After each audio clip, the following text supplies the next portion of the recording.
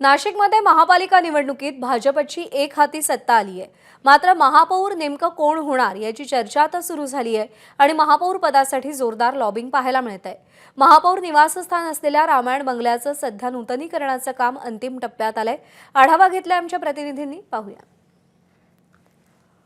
नाशिक मधला महापौरांचा रामायण बंगला आहे। त्या रामायण बंगल्याच्या परिसरामध्ये त्यासोबत रामायण बंगल्याचं जे नूतनीकरणाचं काम आहे ते आता अंतिम टप्प्यात आलेलं आहे। संपूर्ण रामायण बंगल्याच्या आतमधला परिसर असेल, आतमधल्या महापौरांची कॅबिन असेल, त्यासोबत स्वागत कक्ष असेल, या ठिकाणी संपूर्ण ही तयारी जी आहे ती अंतिम टप्प्यात आल्याचं पाहायला मिळतंय। रंगकाम या ठिकाणी केलं जात आहे। प्रत्येक जे कक्ष आहेत त्याचं नूतनीकरण केलं जात आहे। एकूण जर बघितलं तर नाशिकमध्ये आरक्षण सोडतीचा प्रश्न त्या ठिकाणी निकाली लागल्यानंतर महापौर कोण होणार हा देखील प्रश्न त्या ठिकाणी समोर येईल। आणि एकूण जर बघितलं तर नाशिक महानगरपालिकेच्या निवडणुकीमध्ये भाजपला एक हाती सत्ता या ठिकाणी मिळाली आहे। आणि एकूण जर बघितलं तर महापौर पदाची लॉबिंग सुरू असताना नाशिकच्या महापौर बंगल्याच्या या संपूर्ण इमारतीचं असेल किंवा बंगल्याचं काम असेल हे आता अंतिम टप्प्यात आलेलं आहे। नाशिकच्या महापौर निवासस्थानमध्ये हा रामायण बंगला जो आहे त्याचं रंगरंगोटीचं काम या ठिकाणी सुरू झालेलं आहे। महापौर कोण होणार याची चर्चा सुरू असतानाच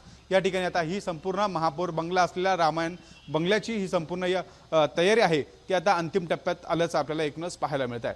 कॅमेरामन किरण कडेरसह शुभम बोडके, एबीपी माझा, नाशिक। एबीपी माझा, उघडा डोळे बघा नीट।